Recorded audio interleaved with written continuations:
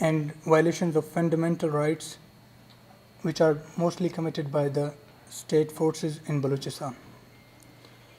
There was, of course, no clear answer to any question posed by the HRC, let alone any satisfying one.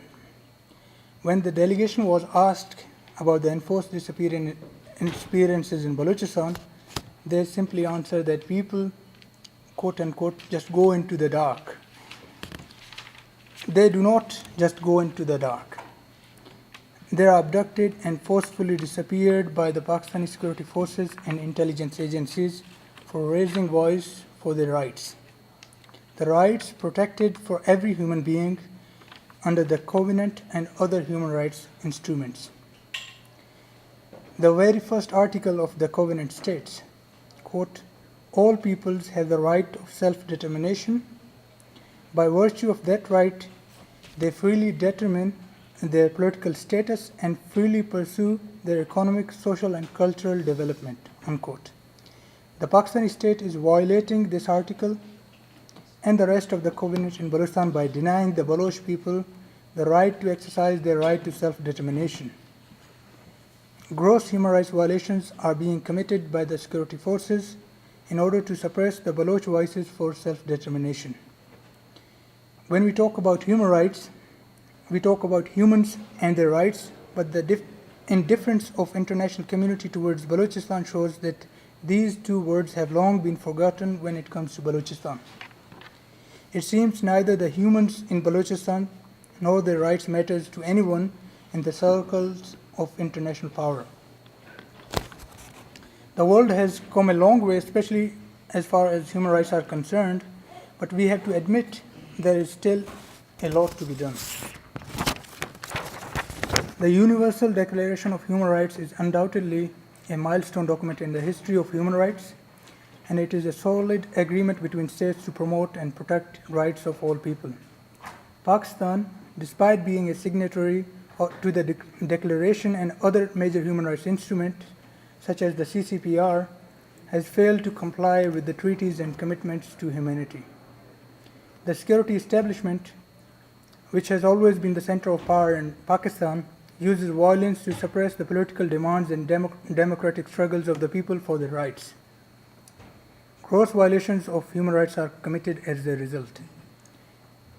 When we look at the situation in Baluchistan, there is hardly any article of the Universal Declaration of Human Rights and Geneva Convention about which one could say it is not being violated by the Pakistani security forces and intelligence agencies. Despite this, there is little spoken about Balochistan and its people and their sufferings in international forums such as this one, the UNHRC, let alone something actually being done about it. There is absolutely nothing being done.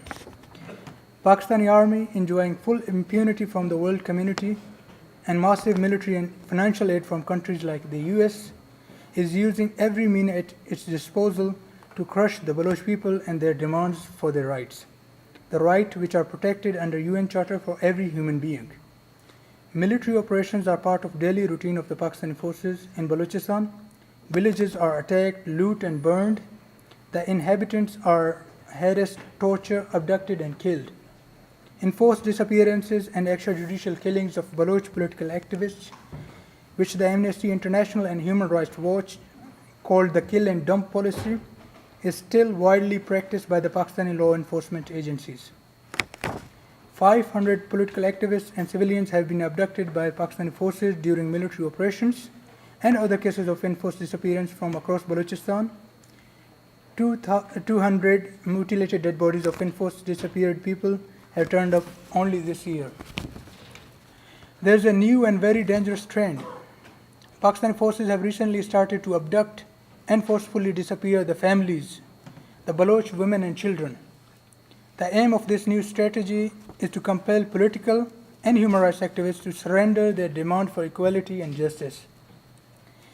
More than 300 Baloch women and children have been abducted from different areas of Balochistan in 2017 alone.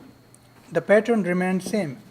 Forces attack the village or area which they consider hostile, as the men normally flee flee the place in fear of being abducted or killed in a fake encounter, women and children become an easy prey for the forces.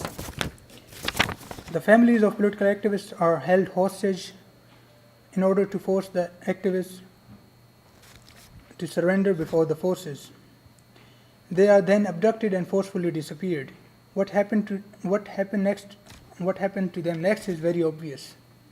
They languish in torture cells for years or become victims of the kill and dump policy.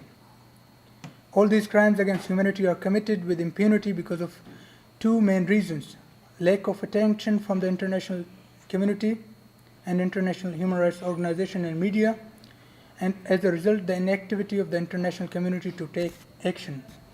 I mean, if there is no attention and nobody is talking about the crimes against humanity being committed by the forces, there's obviously nothing being done to stop them. It is pertinent to mention here that Baluchistan is one of the most dangerous places for media in the world. Media is not allowed to visit and report from Baluchistan independently. International media and other human rights NGOs are labeled foreign agents and not allowed entry. In this situation, the only source of information for media is Pakistan Army's Inter-Services Press Relation, or ISPR, which often forces its fabricated false version of events and misinformation to be published widely, which caused widespread misunderstanding about the situation in Baluchistan within Pakistan and internationally. Anyone who tries to report or say the truth despite warning is targeted and silenced or killed. Sabeen Mahmood, a Pakistani social activist, was killed within few hours of organizing a talk on Baluchistan in Karachi. Hamid Mir, a famous Pakistani journalist, was targeted and almost killed for hosting families of Baloch missing persons in his TV talk show. Universities in Karachi and Lahore were barred from holding events to discuss Baluchistan. The situation has worsened after the agreements between China and Pakistan regarding the so-called Economic Corridor, or CPEC, as it is locally called. CPEC is the flagship program of China's One Belt, One Road initiative, which is now renamed as the Belt and Road Initiative.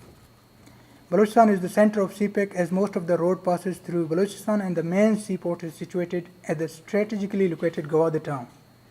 China not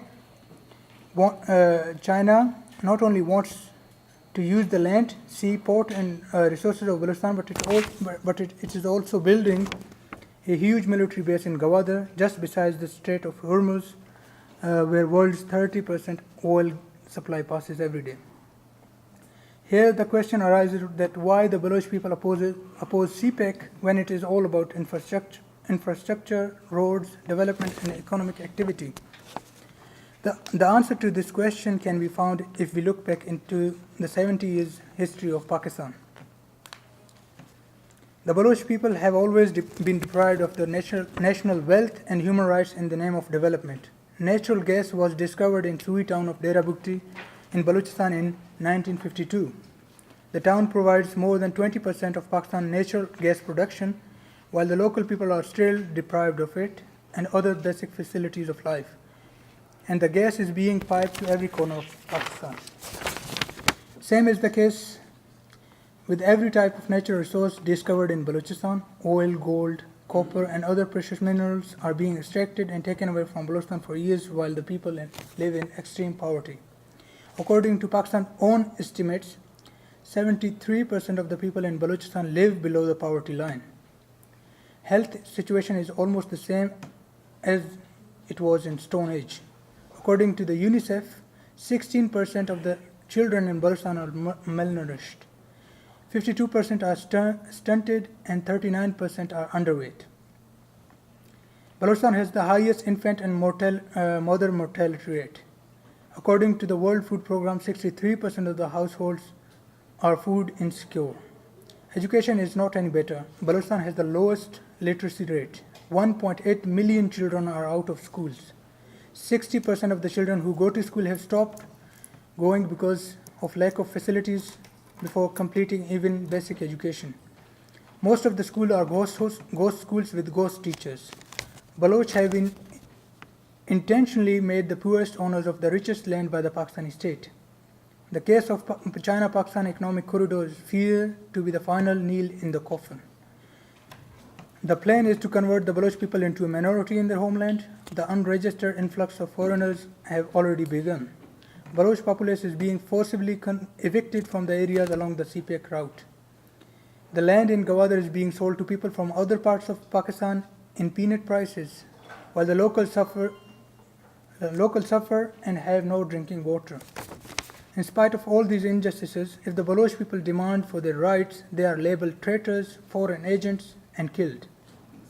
Shaheed Nawab Akbar Bugti, who spent his entire life politically struggling for the rights of people, was brutally martyred in a military operation for opposing the exploitive policy of the state and demanding the rights of his people. He remained in highest public offices in his political career, including governorship and chief ministership of Baluchistan. The General Musharraf, who ordered the assassination of Nawab Bugti, has been given a red carpet exit from the country and still absconding from the courts. Not even the so-called democratically elected governments could do anything about it, which shows the state of justice system in Pakistan, especially when it comes to Baluchistan. If the killers of a giant political leader like Nawab Akbar Bugti can roam freely around the world and threaten to do the same if given a second chance, you can imagine what happened to an ordinary Baloch who goes missing after being abducted by Pakistani secret agencies.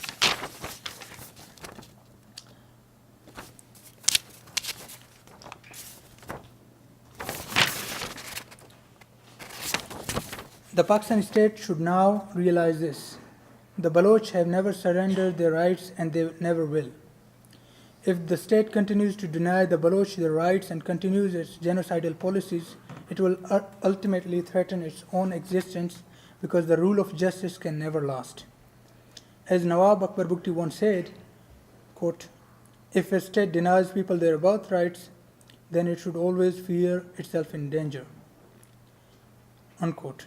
Now the Baloch have struggled and sacrificed for their rights for past 70 years and will continue in the future, but the lack of interest and action by the international community and their silence on human rights crisis in Baluchistan puts a huge question mark on the claims of human rights and humanity.